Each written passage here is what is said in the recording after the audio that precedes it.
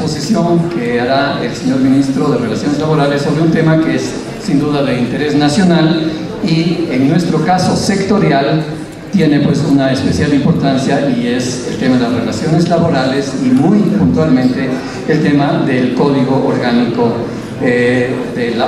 laboral. De manera que si estamos listos, quisiera invitar al señor Ministro y le recibimos con un cordial aplauso.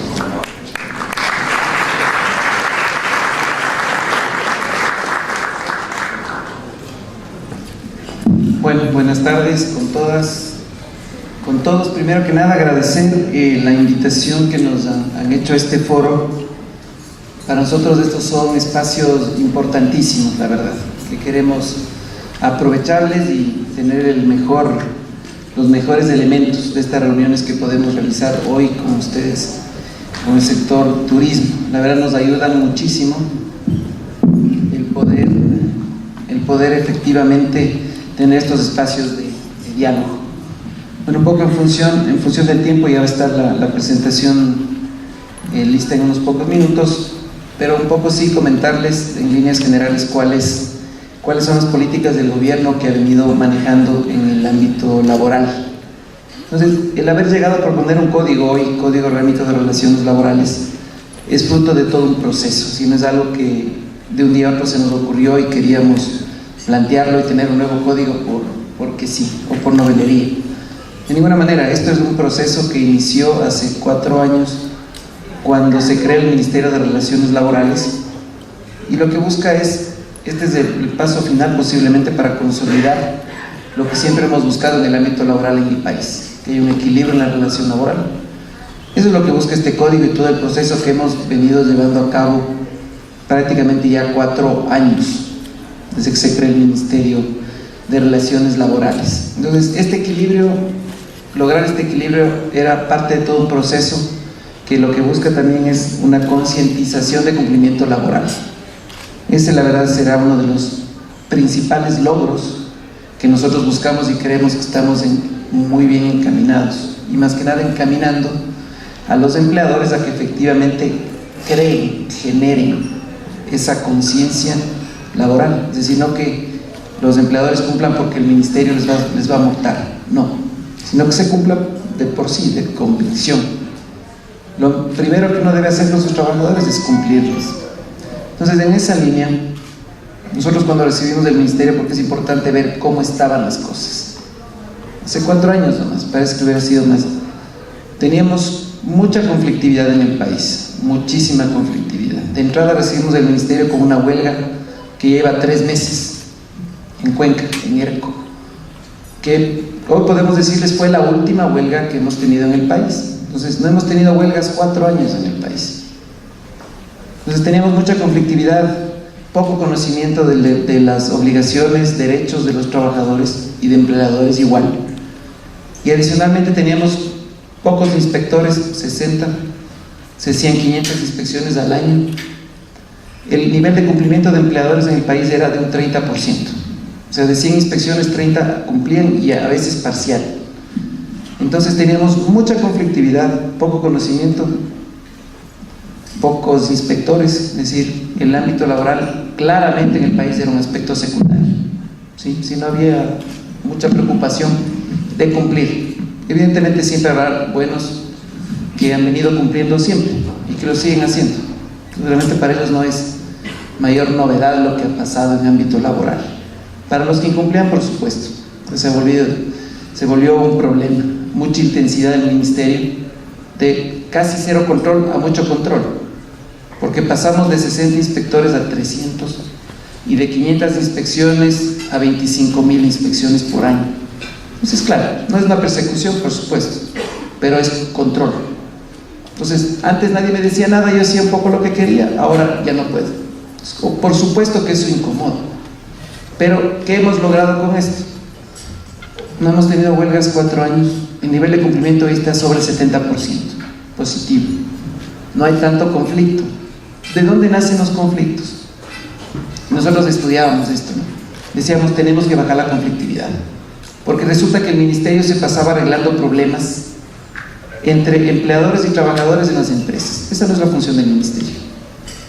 Los problemas y conflictos se dan primero por incumplimientos, simple, si deliberadamente no cumplen. Segundo, porque puede haber un mal manejo interno y el ministerio no es del llamado a decirle al empleador cómo manejar su empresa, cómo manejar a sus trabajadores. Entonces, evidentemente teníamos que bajar eso. Entonces empezamos a dar mucha difusión, porque nos dimos cuenta además que muy pocos trabajadores conocían realmente sus derechos y a veces se les hacía reclamar sin tener razón. ¿Por qué? Porque se volvía un negocio esto.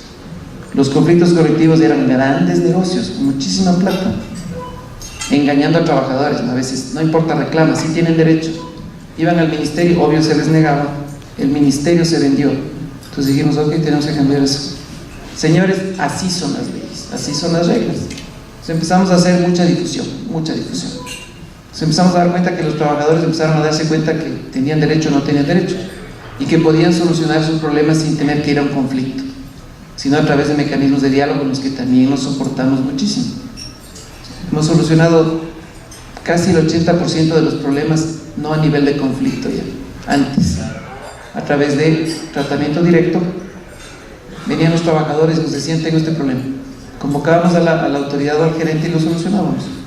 Así solucionamos en el año 2010 más o menos 500 problemas. Y así lo hemos seguido haciendo. Incluso hoy tenemos centros de mediación en el ministerio. No lo hemos promocionado, los tenemos desde enero en Quito, Guayaquil, Cuenca, son gratuitos.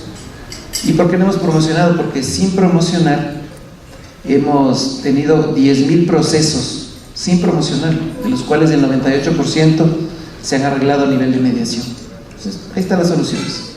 ¿Por qué no hay conflictos? Porque hay más cumplimiento, porque hay más diálogo, porque hay más conciencia de cumplimiento. El proyecto se va a llamar Código Orgánico de Relaciones Laborales. Va a reemplazar completamente al actual Código del Trabajo. No estamos eliminando todo el Código del Trabajo actual, por supuesto que no.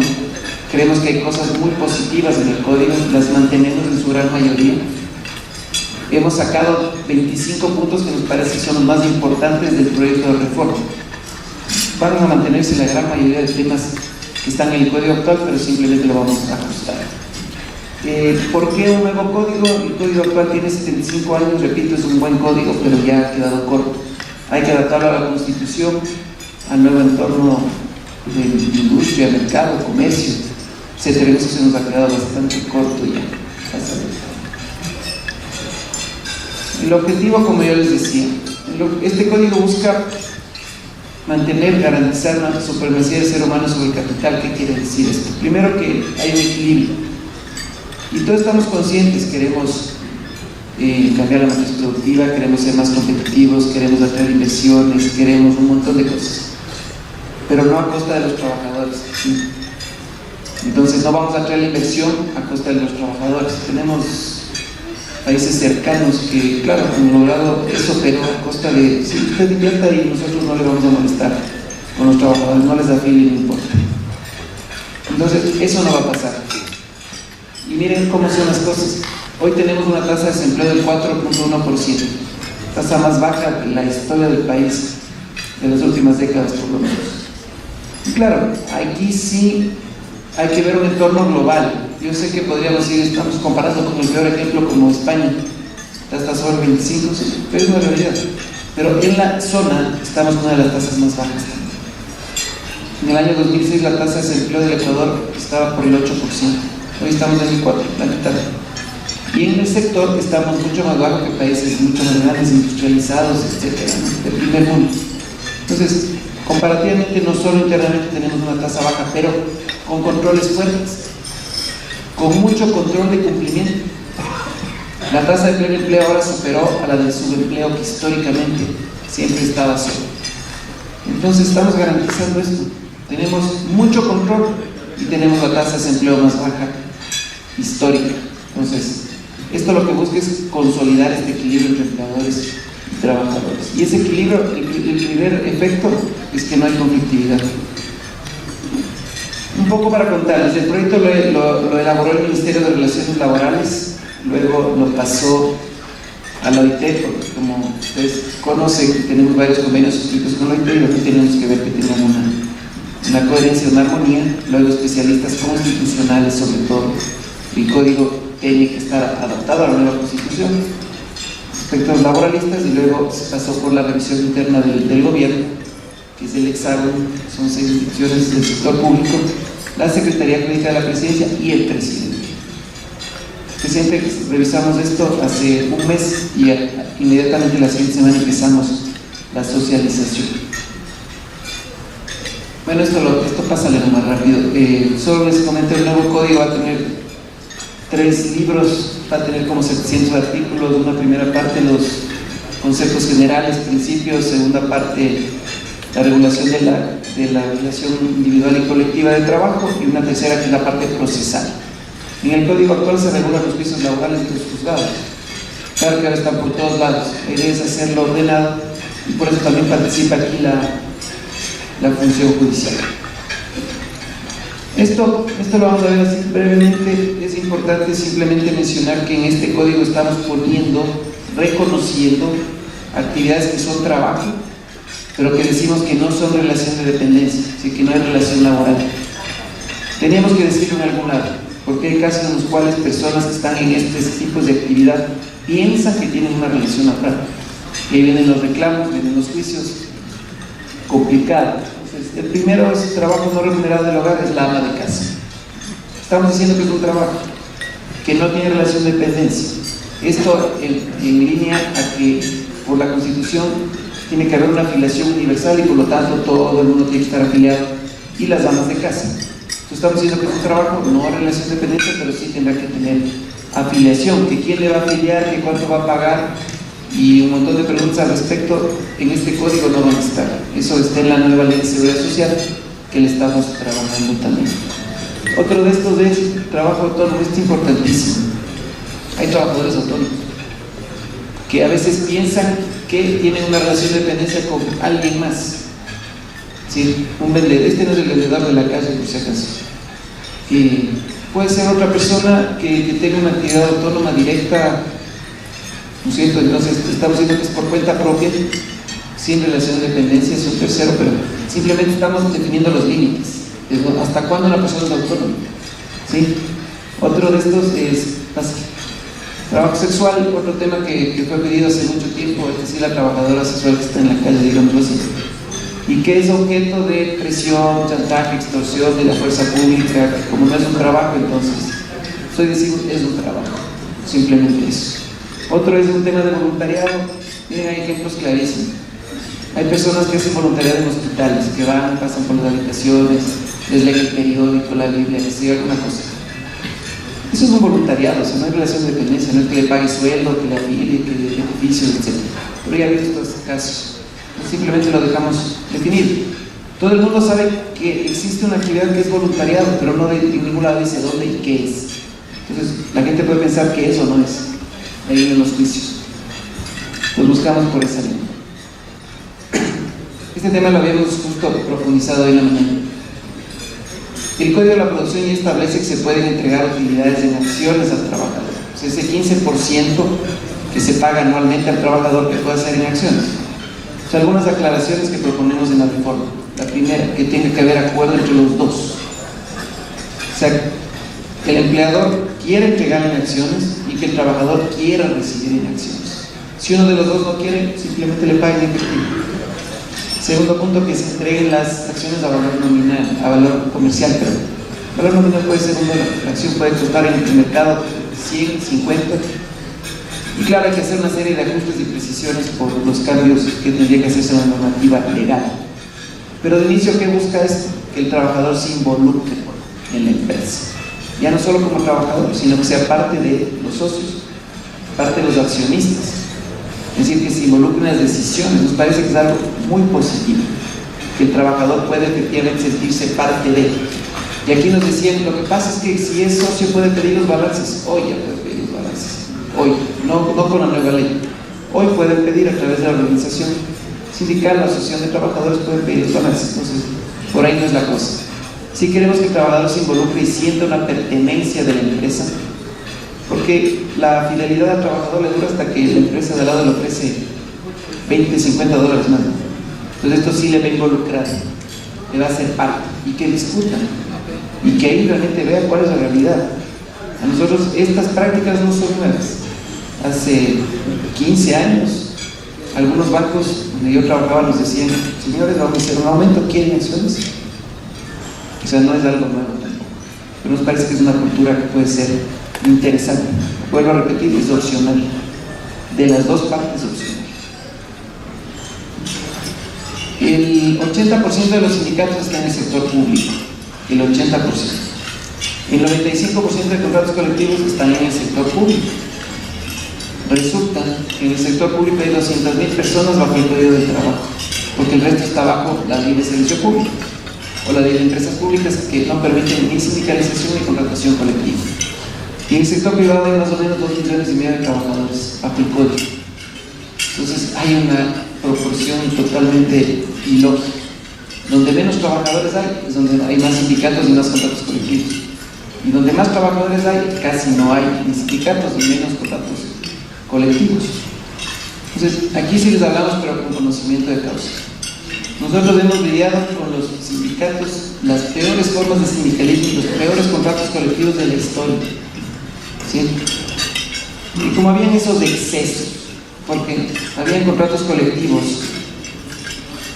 descarados, inmorales, donde tenían unos beneficios fantásticos, que el dirigente que sea despedido tendrá una liquidación de 300 sueldos de lo que él gana. Claro, así tenemos unos señores, porque ni esos son, unos pseudo dirigentes que en las petroleras de Petroecuador cobraron liquidaciones de $1 millón, de $700,000, no una vez, no todo les dura plata. Entonces, esos excesos, esos abusos en contratos colectivos firmados ante el ministerio, esa es una de las broncas que tenemos con el IT, pero que no vamos a llegar nunca a nada, porque nosotros, ¿qué es lo que hicimos? A todos estos excesos de vacaciones pagadas para el servidor y la familia, cargos hereditarios, bonos por cualquier cosa, vacaciones por lo que sea, es absurdos tan grandes como que las horas suplementarias se pagan extraordinarias. O sea, ese tipo de cosas abusivas sin sentido teníamos en contratos colectivos del sector público. Y claro, con dinero ajeno todo el mundo es buena gente. Pues claro, todo el mundo era feliz con esos contratos colectivos exagerados. El mandato 8, emitido por la Asamblea Constituyente, declaró nulas las cláusulas excesivas de los contratos colectivos del sector público. A ver, este es algo importante. Hoy en día, ¿qué pasa? Hay 33.000 juicios laborales en la función judicial. El 60% de los juicios son por menos de $2,000. Al Estado le sale más barato pagarle al trabajador que seguir todo el proceso, seguro. Si viene un trabajador y nos dice: no me pagaron el 10º de diciembre, ¿qué hace el inspector? Hace una inspección, le cita una audiencia, si no justifica, le multa, y el trabajador no cobra. ¿Qué planteamos? Que el inspector pueda mandar a pagar lo que esté pendiente, hasta 10 básicos, 3.180. Entonces, el mismo proceso, va a inspección, presente los justificativos, no justifica, multa y le manda a pagar. Si no paga, coactiva y le cobra, y le paga el trabajador. Entonces, con esto me bajo el 60% de los procesos judiciales. Sobre los 10 básicos, emite en el mismo proceso, no justifica el empleador, un acta que va a ser un título ejecutivo como pagaría un derecho de cambio, eso demanda la función judicial en un juicio ejecutivo laboral que va a durar unos 5 años, va a durar 90 días. Pues con esto nos bajamos del 80% de los juicios en la función judicial y hacemos un cobro efectivo más rápido, que el trabajador no tenga que esperar 5 años para cobrar, sino que cobre 90 días máximo. Pasa el otro. Gracias.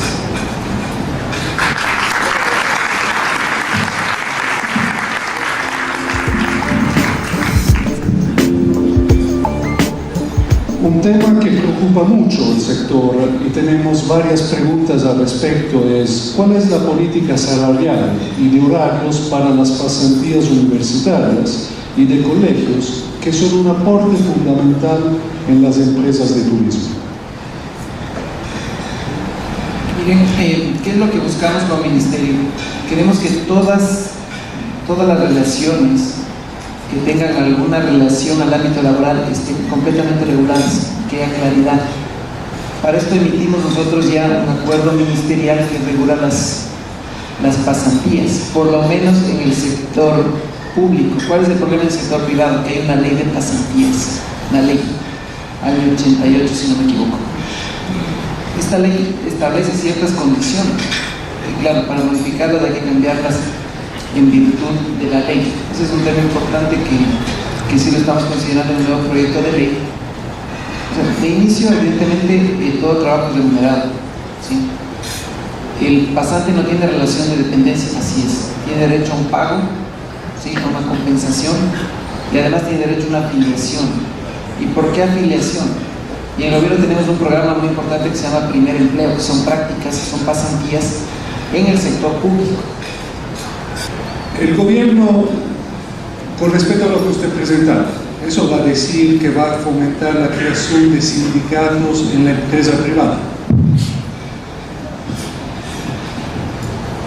Sí, o sea, realmente sí. Esta propuesta de sindicatos por rama es precisamente para eso, pero ya no en un fomento, perdón, no en un fomento a sindicatos por empresa, que son los que hoy existen, ¿sí?, sino a sindicatos por rama, que claro, van a coexistir con los sindicatos actuales de empresa, pero tengan o no sindicato en la empresa, estos trabajadores van a estar representados por ese sindicato por rama, es decir, todos los trabajadores, ¿no es cierto?, van a estar representados por un gran sindicato. Como lo vuelvo a repetir, es decir, es la equiparación de la representatividad en los dos lados.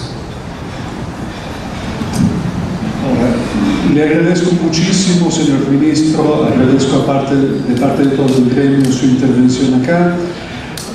Las preguntas que quedaron pendientes de contestar, las vamos a contestar, me dijeron, el Ministerio de Relaciones Laborales la va a contestar a la Federación de Cámaras, por lo tanto todos tendremos una respuesta. Nosotros agradecemos nuevamente al ministro por su intervención y su apertura. Muchísimas gracias. Muchas gracias.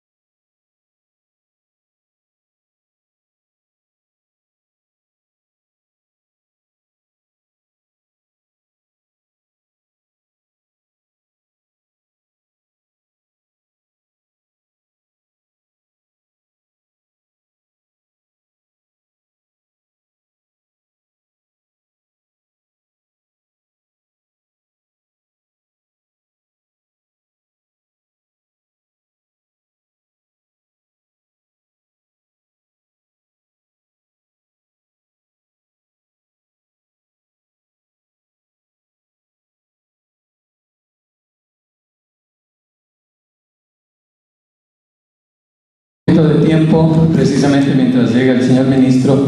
La idea era tener también ahora una perspectiva de un tema muy concreto, muy puntual, como es el tema laboral, obviamente aplicado y con especial énfasis al caso de nuestra actividad del turismo. Y para ello ha tenido la gentileza de aceptar la invitación de participar el señor ministro de Relaciones Laborales, el doctor Francisco Vacas. Se nos ha dicho que está ya llegando, de manera que si son tan gentiles esperaremos un par de minutitos y esperemos que ya entre para que pueda hacer su participación. Él nos va a hablar precisamente sobre el Código Orgánico Laboral, el nuevo Código Orgánico Laboral que se está discutiendo y que reviste interés en tanto y cuanto sus normas pueden afectar positiva o negativamente a la actividad. Así que, no sé, Josep, si tú quieres mencionar algo breve sobre el doctor Vacas.